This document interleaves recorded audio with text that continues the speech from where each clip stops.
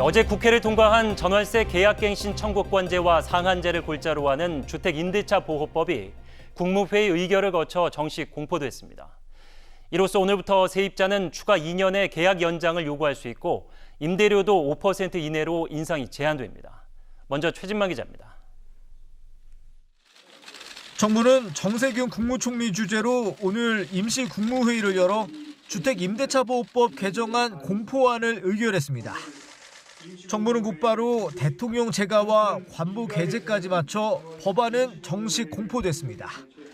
지난 29일 법제사법위원회에 상정된 뒤 불과 이틀 만에 시행이 이뤄지게 됐습니다. 법 시행이 늦어진다면 오히려 시장 불안을 초래할 여지도 있습니다.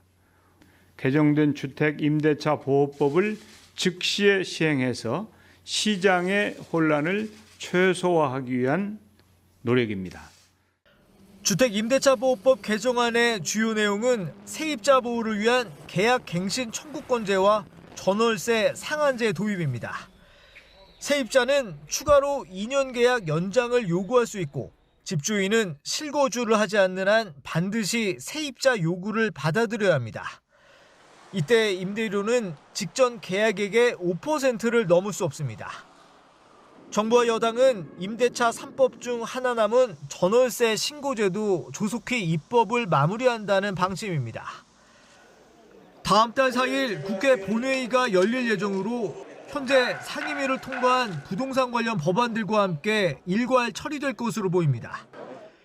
정 총리는 국무회의에서 임대차 보호법 개정안 시행과 맞물려 우려되는 부작용을 최소화하기 위해 보완 조치를 적기에 취해달라고 관계부처에 당부했습니다. OBS 뉴스 최진만입니다. 닷새 만에 주택임대차보호법 개정안 등이 국회와 국무회의를 거쳐 시행에 들어가자 시장은 일대 혼란에 빠졌습니다. 일부 집주인들이 전세대출 동의에 거부하자는 움직임에 정부가 해명에 나섰고 전세 계약이 끝나는 4년 후에는 전세값 등이 폭등할 것이라는 우려도 상당합니다. 계속해서 김용재 기자입니다. 한 부동산 커뮤니티에 올라온 글입니다. 전세대출 세입자를 반대한다며 집주인들이 대출 동의 거부에 나서자는 겁니다. 임대인 쪽 불리한 쪽으로 가다 보니까 본인들한테 이제 유리한 방안은 뭐가 있을까 해서 생각한 게 결국 임차인을 내보내는 방법밖에 없다. 이런 우려가 일자 정부는 적극적인 해명에 나섰습니다. 주택금융공사는 물론 주택도시보증공사, 서울보증보험 등 보증기관의 전세대출을 받은 세입자는 계약 갱신을 위한 대출 연장이 가능하고 집주인이 최대 5%까지 임대료를 올려 대출 증액이 필요할 때도 집주인 동의는 필수가 아니라고 선을 그었습니다. 다만 논란은 여전히 남아 있습니다. 대출을 증액해 만기를 연장할 경우 주택도시보증공사나 서울보증보험에서 집주인에게 사실 여부를 확인하는 통지 절차에 대한 기준이 모호하기 때문입니다. 집주인이 보증기관의 연락을 피할 경우 전세대출 연장에 차질을 빚을 수 있습니다. 이에 정부는 보증기관의 내부 규정 등을 명확하게 만들어 대응할 방침입니다. 이번 임대차법 시행으로 당장 전세값은 안정될 것이라는 관측이 우세한 상황. 하지만 향후 한 번에 가파르게 상승할 수도 있다는 우려도 동시에 나옵니다. 2년 또는 4년 후에 재계약이 되거나 신규 계약이 될 때 전세 금액이나 월세 금액이 올라갈 가능성이 높습니다. 임대차 3법 가운데 전월세 신고제는 준비 기간을 거쳐 내년 6월부터 시행될 예정입니다. OBS 뉴스 김용재입니다. 임대차 3법 시행을 놓고 여야는 설전을 주고받았습니다.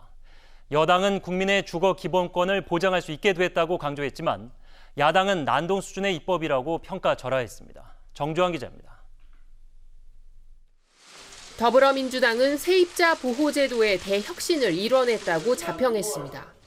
주거는 국민의 안정적 생활과 행복을 위해 꼭 지켜져야 할 기본권이라며 집 없는 서민들이 이사와 전월세 인상 걱정 없이 살 수 있게 노력하겠다고 말했습니다. 주택이 주거수단이 아니라 투기수단으로 전락하고 국민이 집을 갖지 못해서 쫓겨다니는 현실을 더는 방치할 수 없습니다. 그러면서 국지적으로 일어나는 교란 행위에 대해 모든 역량을 동원해 단호히 대처하겠다고 강조했습니다. 투기 근절과 부동산 시장 안정화에 대한 의지가 확고하다며 더 강력한 추가 대책을 준비하고 있다고 덧붙였습니다. 미래통합당은 임대차 3법이 난동 수준의 입법이라며 강도 높게 비판했습니다. 주호영 원내대표는 중요한 국정을 마치 애들 장난감 놀이하듯 다뤘다며 법안 내용에 대해서도 시장 원리에 반하는 정책이기 때문에 반대하는 것이라고 목소리를 높였습니다.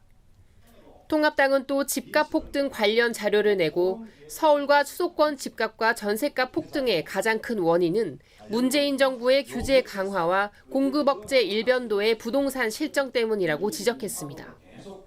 그러면서 지난 3년 동안 22번에 이르는 각종 규제 강화와 징벌 과세 정책으로 시장을 옥죄었기 때문에 부동산 시장이 들썩이게 된 것이라고 강조했습니다. OBS 뉴스 정주환입니다.